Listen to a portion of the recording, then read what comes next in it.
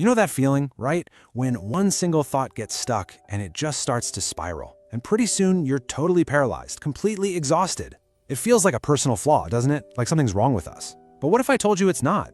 What if overthinking is actually a predictable, almost mechanical process happening in your brain? A mental avalanche that, once you understand it, you can learn to stop? Well, that's exactly what we're going to break down right now. So that little ping of anxiety you feel from one thought, that's not the real issue. It's just the trigger. It's the spark that sets off a self-sustaining neurological collapse. It's a process where your brain literally hijacks its own energy supply to chase down hypothetical disasters. So in this explainer, we are going to map out exactly how that hijack happens and, way more importantly, how you can take back the controls.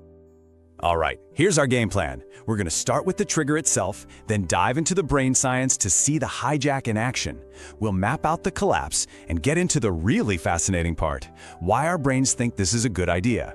Then we'll get super practical with how to regain control, and we'll wrap it all up with one final, powerful insight. Okay, so let's start where this whole problem actually lives, in our day-to-day experience. Because we all know this isn't just thinking too much. No, this is a truly debilitating state, and it has very real consequences. I mean, does any of this sound familiar? That constant low-level buzz of anxiety that just never goes away?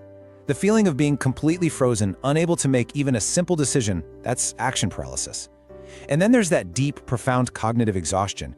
It's like you've run a mental marathon just by sitting on your couch.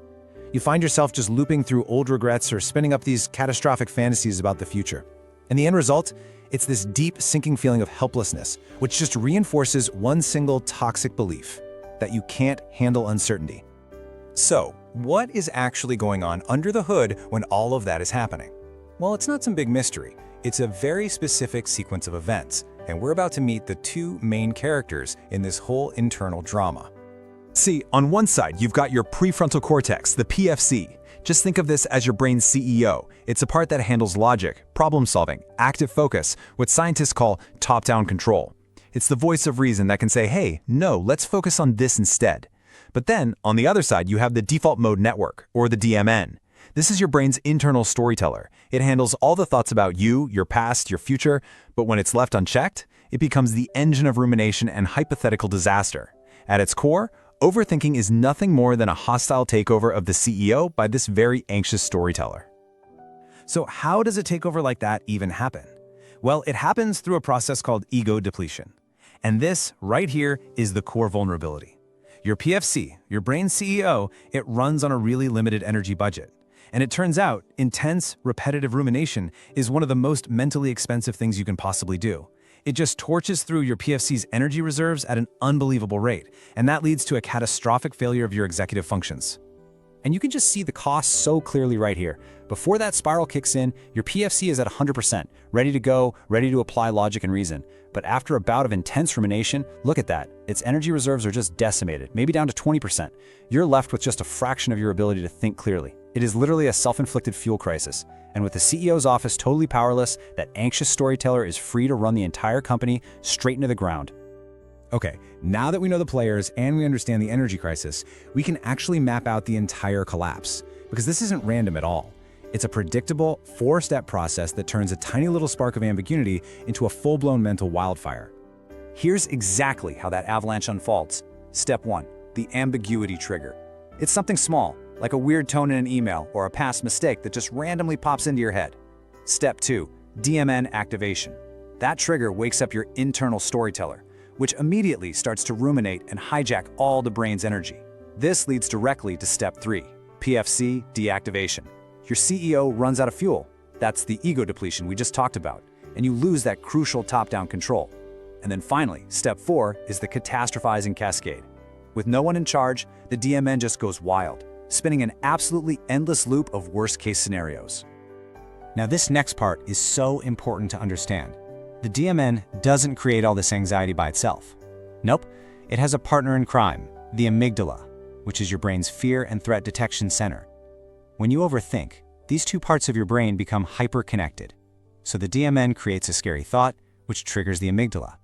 The amygdala then floods you with fear, which tells the DMN to create even more scary thoughts.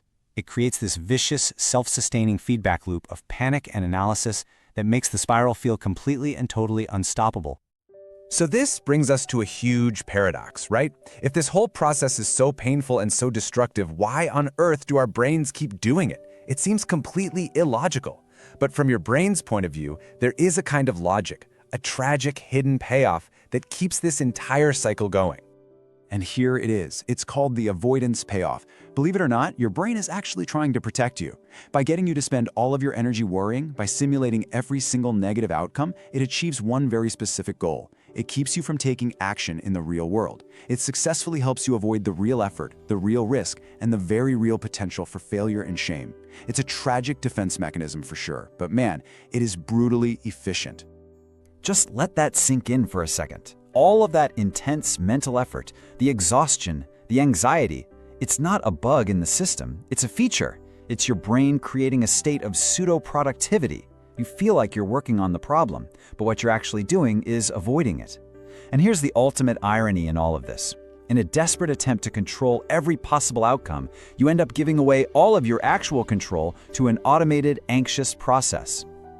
Okay, so we've mapped out the problem, we get the neurology, and we've uncovered hidden logic. Now it's time to pivot from explanation to empowerment. How do we break the cycle? Well, it's not about trying to think less. It's about strategically rerouting your brain's resources away from that DMN and back to the PFC where they belong. And we have a 3-step toolkit of practical, targeted interventions to do just that. Now, these are not magic cures. They are neurological pattern interrupts, and they're designed to stop the hijack right in its tracks. We're going to learn how to externalize the thought, how to activate your sensory input to break the loop, and then how to apply a really powerful logic filter to get back in command. The first strategy is to externalize the thought. The next time the spiral starts, don't fight with it. Acknowledge it, and then reframe it. Literally say this to yourself. Thank you, brain. I see this as a trigger. I will process this at my scheduled worry time. See, by scheduling a time to worry, you're using your PFC, your CEO, to exert control. You are turning an abstract, all-consuming fear into a concrete task on your to-do list. This simple act re-engages your CEO, and it takes power away from that chaotic storyteller. Next up, if the spiral is already picking up steam, you need to shock the system by activating your senses. Remember, the DMN operates in the internal, abstract world. These techniques forcibly yank your brain's focus back to the external, present moment. Splashing cold water on your face, doing something mentally hard like counting backwards by 7s, or even just dropping and doing 10 push-ups. These actions create a sudden sensory demand that starves that DMN amygdala loop of the resources it needs to keep going. And the third strategy is a powerful logic tool for your PFC. Once you've interrupted the pattern, you apply the utility filter.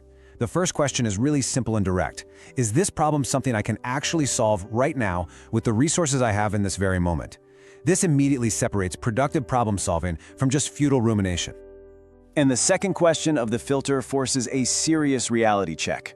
Is this catastrophic outcome that I'm obsessing over certain to happen? Be honest with yourself. What is the actual real-world probability? This question helps your PFC dismantle the DMN's fantasies by applying cold, hard logic. It separates the high-probability risks you should actually plan for from the low-probability disasters that are just wasting your energy. So, what happens if the worry fails the utility test? The antidote is never, ever more thinking. The antidote is action. Specifically, a minimum viable action, or MVA. Ask yourself, what is the absolute smallest step I can take toward my real goal? Send that one email. Write that one sentence. This tiny action creates a new, positive feedback loop. It proves to your brain that the safest and most effective response to uncertainty isn't more analysis, it's forward momentum. We have covered a ton of ground, haven't we? From the depths of our neurology all the way to practical, real-world strategies. So, as we wrap up, I want to bring all these ideas together for one final, absolutely crucial takeaway. Here is the fundamental truth of the overthinking spiral. Your own intelligence is being weaponized against your well-being. All those complex scenarios your brain creates, they give you the feeling of control, but it's an illusion. It's a trick designed by your nervous system to keep you safe, by keeping you still. The only path to genuine freedom is to override that defense system. The only real solution to uncertainty is deliberate, focused action. And this is the thought I really want to leave you with. Every single mental avalanche, every single one, begins in the exact same place, with a single initial thought that you fail to recognize for what it really is. Not an urgent command that has to be obeyed, but just a trigger. The power is in the label. The moment you can see the trigger and call it a trigger, you regain the power to choose a different path.